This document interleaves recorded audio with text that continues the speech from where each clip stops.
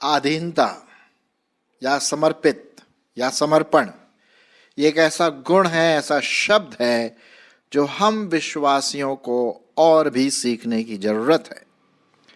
अब जनरली क्या होता है, लोग बोलते हैं यार मैं तो प्रभु के अंडर में हूँ, मैं प्रभु परमेश्वर के अधीन में रहता हूँ, प्रभु परमेश्वर के अधीन में रहती हूँ, मनुष्यों से कोई मेरा लेना देना नहीं है, ना तो मैं पास्टर के अधीन में हूँ ना मैं गवर्नमेंट, गवर्नमेंट मेरा सब कुछ प्रभु है। मेरे ख्याल में ये बहुत ही अच्छी बात है जब लोग ये कहते हैं कि प्रभु उनका अधिकारी है, और आशा है कि प्रभु उनका अधिकारी है, ये इसमें कोई शक नहीं होना चाहिए। लेकिन यदि हम प्रभु के अधीन में हैं, यदि हम प्रभु को समर्पित हैं, तो प्रभु भी कुछ कहता है, परमेश्वर अपने वचन में कुछ कहता है अधीनता के बारे में कि हमें कैसे एक दूसरे के अधीन होना है। और आज ही मेरा ये टॉपिक है, ये मेरा सब्जेक्ट है, विषय है जो मैं आपके सामने लाने की कोशिश करूंगा। हम देखते हैं परमेश्वर के वचन में बहुत साफ रीति से ये लिखा हुआ है कि यदि मैं कहता हूं कि मैं परमेश्वर के अधीन हूं, परमेश्वर को समर्पित हूं, तो इसका मतलब ये भी होना चाहिए कि मैं दूसरों को भी समर्पित हूं। विशेष करके जो परमेश्वर ने अथॉरिटी, अधिकारी जो ठहराए हुए हैं हमारे ऊपर, हमें उनका आदर और उनको वो स्थान देना है जो परमेश्वर का वचन कहता है। आइए मैं कुछ पदों को आपके सामने रखूंगा। विशेष करके मैं पहला पत्रस उसका 2 अध्याय से ज़्यादातर ये पद लूँगा, हालांकि मैं इधर उधर से और जगहों से भी लूँगा। सो मैं आपके लिए कुछ पढ़ूंगा यहाँ पर। पहला पत्रस उसका 2 अध्याय और उसका 13वां पद से आगे मैं पढ़ूंगा, आप सुनिए। प्रभु के लिए मनुष्यों के ठहराए हुए एक प्रबंध के अधीन, हर एक प्रबंध के अधीन रहो, राजा के इसलिए कि वह सब पर प्रधान है, और राज्यपालों के क्योंकि वे कुकर्मियों को दंड देने और सुकर्मियों की प्रशंसा के लिए उसके भेजे हुए हैं। क्योंकि परमेश्वर की इच्छा ये है कि तुम भले काम करने से निर्बुद्धि लोगों की अज्ञानता की बातों को बंद कर दो। अपने आप को स्वतंत्र जानो, पर अपनी इस स्वतंत्रता को बुराई के लिए आड़ न बनाओ, परंतु अपने आप को प्रभु परमेश्वर के दास समझकर चलो। सबका आदर करो, भाइयों से प्रेम रखो, परमेश्वर से डरो, राजा का सम्मान करो। हे सेवकों, हर प्रकार के भय के साथ अपने स्वामियों के अधीन रहो, न केवल भलों और नम्रों के, पर कुटिलों के भी। क्योंकि यदि कोई परमेश्वर का विचार करके अन्याय से दुख उठाता है और क्लेश सहता है तो वो सुहावना है। क्योंकि यदि तुमने अपराध करके घूंसे खाए और धीरज धरा तो उसमें क्या बड़ाई की बात है। पर यदि भला काम करके दुख उठाते और धीरज धरते हो तो ये परमेश्वर को भाता है। और तुम इसी के लिए बुलाए भी गए हो, क्योंकि मसीह भी तुम्हारे लिए दुख उठाकर तुम्हें एक आदर्श दे गया कि तुम भी उसके पद चिन्हों पर चलो। और ना तो उसने पाप किया, न उसके मुंह से छल की कोई बात निकली। वह गाली सुनकर गाली नहीं देता था और दुख उठाकर किसी को भी धमकी नहीं देता था, पर अपने आप को सच्चे न्यायी के हाथ में सौंपता था। तो प्रियो, यहाँ पर हम देखते हैं प्रभु यीशु मसीह हमारे लिए एक आदर्श बन गया। उसने परमेश्वर के हाथ में अपने आप को सौंपा, और साथ ही साथ जब वो पिलातुस के सामने था उनको भी, उनके हाथ में भी अपने आप को सौंपा। तो जबकि वो हमारा आदर्श बन गया है तो हमें उनके पद चिन्हों पर बिल्कुल चलना है, जैसा हमने देखा। तो पहली बात हम देखते हैं यहाँ पर कि हमें परमेश्वर के अधीन रहने के साथ ही साथ हमें परमेश्वर के ठहराए हुए जो गवर्नमेंट है, जो सरकार है, उनके अधीन भी रहना है। जी हाँ, यहाँ पर लिखा हुआ है 13 और 14 पद में, प्रभु के लिए मनुष्यों के ठहराए हुए हर एक प्रबंध के अधीन रहो, राजा के इसलिए कि वह सब पर प्रधान है, और राज्यपालों के क्योंकि वह कुकर्मियों को दंड देने और सुकर्मियों की प्रशंसा के लिए उसके भेजे हुए हैं। तो कहने का मतलब ये है मेरे प्रिय भाई बहनों कि परमेश्वर ने ये जो गवर्नमेंट या सरकार या अधिकारी गण जो हमारे लिए ठहराए हैं, जैसे कि उदाहरण के रूप में प्रधानमंत्री, राष्ट्रपति, मुख्यमंत्री, राज्यपाल, डीएम, पुलिस सुपरिंटेंडेंट, प्रधान, ये कौन है? वो विश्वासी नहीं है, लेकिन ये हमें विश्वास के साथ ये कहना है कि वो प्रभु परमेश्वर की ओर से भेजे गए। अब हो सकता है कि हमारे विचार उनके विचारों में समानता न हो, न मेल खाए, ये हो सकता है, और हर एक गवर्नमेंट में ऐसी बात पाई जाती है। लेकिन बाइबल जो परमेश्वर का वचन वो ये कहता है कि चाहे हमारे विचार न मिलते हो, लेकिन हमें अपने गवर्नमेंट के अधीन रहना है, हमें उनके विरोध में नहीं जाना है, क्योंकि ये परमेश्वर के ठहराए हुए अधिकारी हैं। और ये मैं नहीं कह रहा हूं, ये परमेश्वर का वचन बहुत साफ रीति से कहता है। जी हाँ, तो हमें चाहे वो किसी भी पार्टी के क्यों ना हो, जो भी हमें हमारे अधिकारी हैं, हमें उनका आदर सम्मान करना है। ये परमेश्वर का वचन है। कहने का मतलब यदि मैं कहता हूं कि मैं प्रभु के अधीन हूं, प्रभु को मेरा जीवन समर्पित है, तो इसका मतलब ये भी है कि मैं अपने गवर्नमेंट के, हमारे जो प्राइम मिनिस्टर है, राष्ट्रपति है, हमारे चीफ मिनिस्टर या जो भी अधिकारी गण हैं, हम उनके भी अधीन हैं और उनकी आज्ञाओं का पालन करते हैं, है ना। और जो भी वो लॉ बनाते हैं, एक भारतीय नागरिक होने के नाते ये हमारा कर्तव्य है कि हम उनको पूरा करें और दूसरों को भी उत्साहित करें कि हम जो भी नियम बनाए जाते हैं उनको हम परमेश्वर के अनुग्रह से पूरा करें। तो इससे क्या होगा? इससे ये होगा कि हम अच्छे कामों के द्वारा, हम जो विश्वासी हैं, अच्छे कामों के द्वारा हमारे जो प्रधान अधिकारी हैं वो आशीषित होंगे, वो हमारे जीवन को देखेंगे और ये प्रशंसा की बातें होंगी उनके लिए, है ना। तो हमें कभी भी ना तो देशद्रोही बनना है, ना बल्कि देशभक्त बनना है। हमारे अपने भारतवर्ष के लिए प्रार्थना करना है। जी हाँ, तो ये बातें आपको ध्यान में रखना है।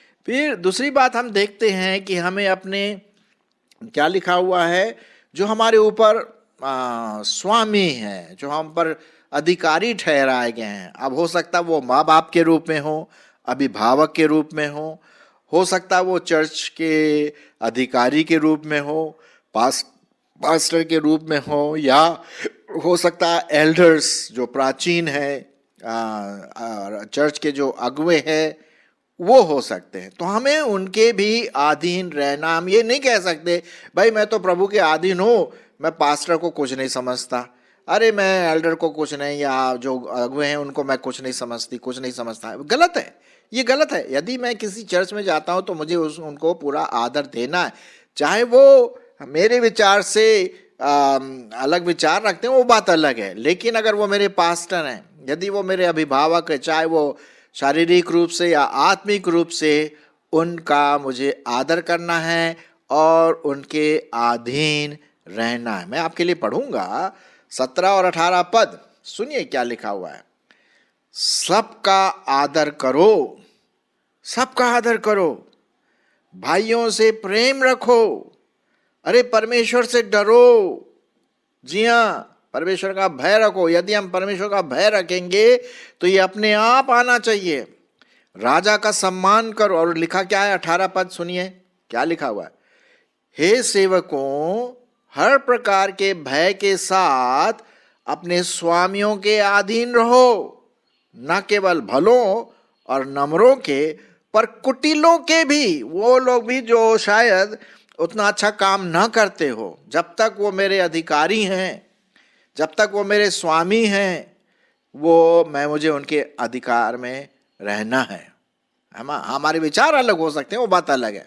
अब जैसे उदाहरण के रूप में, मैं पहले शिक्षक था और कई सालों तक मैंने शिक्षक गण का वो उपाधि लेकर के शिक्षा दी, और मेरे ऊपर प्रिंसिपल थे। अब प्रिंसिपल को मुझे क्या करना है, उनके अधिकार में सौंपना अपने आप को। जी हाँ, अब ये नहीं बोलेंगे नहीं मेरी चलेगी, नहीं साहब मेरी क्यों चलेगी, मैं प्रिंसिपल हूं या वो ऊपर वाला। नहीं, प्रभु ने, परमेश्वर ने दूसरे व्यक्ति को एक प्रधानाचार्य के रूप में रखा, प्रिंसिपल के रूप में, तो मुझे उनको आदर देना है, उनके अधीन में रहना है। ये तो परमेश्वर का वचन कहता है कि स्वामियों के अधीन रहो, न केवल भलों और नम्रों के पर कुटिलों के भी। जी हाँ, अगर वो आपके साथ ठीक व्यवहार नहीं करते हैं तो आप उनके समान, जैसा उन्होंने व्यवहार किया, गलत व्यवहार, आप उनके साथ वैसा ना करें, आपको उल्टा करना है। हाँ, किसी ने कहा भाई कि अगर कोई अधिकारी या स्वामी आपके ऊपर ईंटें फेंकता है तो आप उसके ऊपर फूल फेंकिए फ्लावर। मतलब कहने का मतलब नम्र बनिए, अच्छे काम करिए, उससे क्या होगा कि परमेश्वर के सामने प्रशंसा होगी, आपकी प्रशंसा होगी, परमेश्वर को यह भाता है। जी हाँ, यही तो बात है ना, परमेश्वर आपको आशीष देगा। और मैं कुछ और पदों को पढ़ूंगा फिर आगे बढ़ूंगा। यहाँ लिखा हुआ है, मैं इफिसियों और उसका 5 अध्याय 21 पढ़ूंगा। इफिसियों उसका 5 अध्याय और उसका क्या लिखा हुआ, 21 पद। सुनिए क्या लिखा परमेश्वर के वचन में। और मसीह के भय से एक दूसरे के अधीन रहो। ये परमेश्वर का वचन है। क्या लिखा हुआ है, मसीह के भय में होकर के हमें एक दूसरे के क्या रहें, अधीन रहे। स्वामियों के अधीन, पास्टर के अधीन, हमारे अगुओं के अधीन, हमारे माँ बाप के अधीन, हमारे गवर्नमेंट के अधीन। ये तो लिखा हुआ है ना, ये मैं अपनी तरफ से नहीं बोल रहा हूं, ये परमेश्वर का वचन है।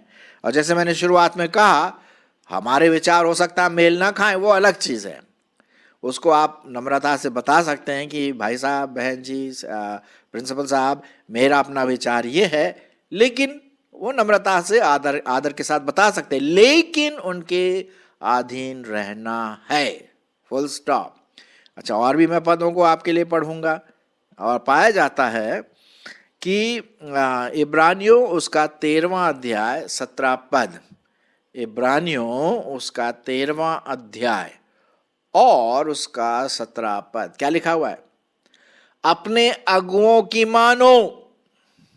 ये है परमेश्वर का वचन, अपने अगुओं की मानो और उनके अधीन रहो, क्योंकि वे उनके समान तुम्हारे प्राणों के लिए जागते रहते, जिन्हें लेखा देखा देना पड़ेगा कि यह काम आनंद से करे, न कि ठंडी सांस ले ले करके, क्योंकि इस दशा में तुम्हें कुछ भी लाभ नहीं। जी हाँ, और ठंडी सांस ले लेकर का कहने का मतलब है यहाँ पर, अरे यार उफ ओ, इसको बोलेंगे ठंडी सांस, खुशी के साथ, प्रेम के साथ। भाई परमेश्वर का वचन तो यही कहता है। और मैं अपने आप को, जब मैं आपको प्रीच कर रहा हूँ, अपने आप को भी प्रीच कर रहा हूँ, अपने आप को भी याद दिला रहा हूँ कि मुझे ऐसा करना है। तो हमें अपने अगुओं की मानना है, अपने पास्टर की मानना है, क्योंकि वे हमारे प्राणों के लिए जागते रहते हैं, आत्मिक जीवन के बारे में देखते रहते हैं, और आनंद के साथ करना है। एक और पद मैं आपके लिए पढ़ूंगा, और पाया जाता है पहला पत्रस उसका 5वां अध्याय और उसका 5 पद। पहला पत्रस उसका 5वां अध्याय और 5वां पद। हे नवयुवको, तुम भी वृद्ध पुरुषों के अधीन रहो। अपनी अपनी नहीं चलाना है। परमेश्वर का वचन क्या कहता है, हमें जो एल्डर्स हैं, हमसे बड़े हैं, हो सकता है वो हमारे अभिभावक हो, हमारे अंकल आंटी हो, या जो भी हो, सो इसलिए यहाँ पर लिखा हुआ है, हे नवयुवको, तुम भी वृद्ध पुरुषों के अधीन रहो, वरन तुम सब एक दूसरे के सेवा के लिए दीनता से कमर बांधे रहो, क्योंकि परमेश्वर अभिमानियों का विरोध करता है, परंतु दीनों पर क्या करेगा, अनुग्रह अनुग्रह। अरे साहब, परमेश्वर आपको अनुग्रह देगा आपके कामों में और आपके काम सफल होंगे। क्यों? क्योंकि हम परमेश्वर के अधीनता के साथ साथ उसके दिए हुए अधिकार, लोग, गवर्नमेंट, सरकार और हमारे जो माता पिता और हमारे अगुवे, उनका हम आदर दे और उनके अधीन में हम बने रहें। यही बात तो परमेश्वर का वचन कहता। अच्छा, फिर क्या लिखा हुआ है यहाँ पर? लिखता है लेखक, मैं आपके लिए वही दूसरे अध्याय में जाएंगे हम, पहला पतरस का दूसरा अध्याय, और उसके बाद यहाँ पर लिखा है कि प्रभु यीशु मसीह ने हमारे लिए क्या छोड़ दिया? एक आदर्श छोड़ा। जैसा लिखा हुआ है कि हमें एक दूसरे के अधीन होना है, तो प्रभु यीशु मसीह भी वैसे ही अधीन रहा। मैं आपके लिए वो पढ़ूंगा। लिखा हुआ है कि 20 पद, 19 पद से मैं आपके लिए पढ़ूंगा। क्योंकि यदि कोई परमेश्वर का विचार करके अन्याय से दुख उठाता है, क्लेश सहता है, तो ये सुहावना है। अब जरूरी नहीं कि जो हमारे जो अधिकारी हैं, हो सकता है वो हमें परेशान करें, करते हैं कभी कभी। हो सकता है कुछ हमारे अगुवे हमें परेशान करें, हमें मानसिक रूप से या शारीरिक या आत्मिक रूप से कोई दुख पहुंचाए, ये हो सकता है, कभी कभी हो सकता है, ऐसी बात नहीं। लेकिन हमें सहना है, और यही बात यहां पर 19 पद में लिखा। क्योंकि यदि कोई परमेश्वर का विचार करके अन्याय से दुख सहता है, क्लेश उठाता है, तो यह सुहावना है परमेश्वर की दृष्टि में। क्योंकि यदि तुमने अपराध करके घूंसे खाए और धीरज धरा, तो उसमें क्या बड़ाई की बात है। पर यदि भला काम करके दुख उठाए, धीरज धरा, तो ये परमेश्वर को भाता है। धार्मिकता के लिए यदि हम दुख उठाते हैं, हमें शारीरिक ताड़ना दी जाती है या जो भी है, परमेश्वर को ये भाता है। हाँ, परमेश्वर को भाता है। और हम विश्वासी ये बात को जान ले मेरे प्रियो। हम परमेश्वर को अपने आप को समर्पित करें, जैसा कि ये एरो दिखा रहा है चित्र में, आपके मोबाइल में आ रहा होगा, है ना, नीचे से ऊपर तक। साथ ही साथ हम दूसरे जो परमेश्वर के जो अधिकारी गण ठहराए गए हैं हमारे ऊपर, उन पर भी हम अपने आप को अधीन करें, उनको भी उनके साथ हम रहें बड़े प्रेम के साथ, है ना। 21 पद, और तुम इसी के लिए बुलाए भी गए हो, क्योंकि मसीह भी तुम्हारे लिए दुख उठाकर तुम्हें एक आदर्श दे गया कि तुम भी उसके पद चिन्हों पर चलो।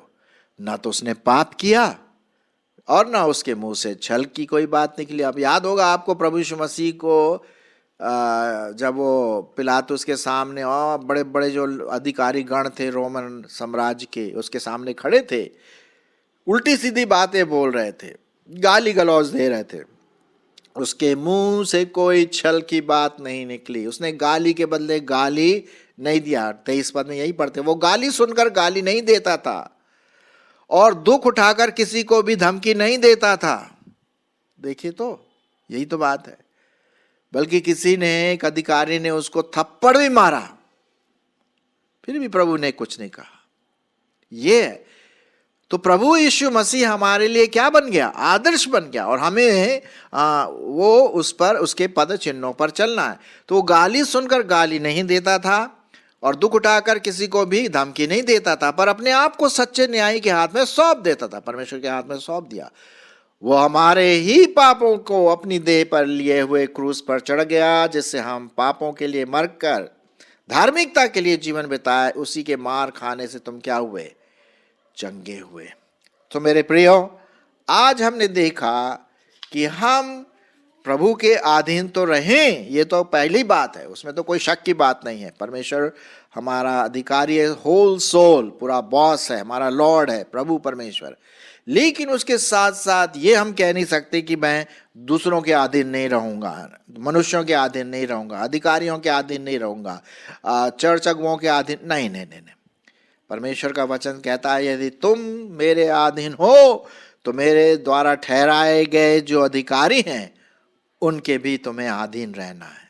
तब ये इससे सबूत मिल सकता है कि जब तुम चर्च अगुओं के, माँ बाप के, हमारे सरकार के, गवर्नमेंट के अधीन में हैं, तो ये पता पड़ता है कि हम परमेश्वर के अधीन में हैं, क्योंकि हम उसकी बातों का पूरा करते हैं, अवलोकन उसके जो वो हमारे लिए ठहरा है उसको हम पूरा करते है ना। सो आइए हम परमेश्वर के साथ साथ अपने आप को एक दूसरे के अधीन रखें। परमेश्वर इस पर बहुत बहुत आशीष देगा।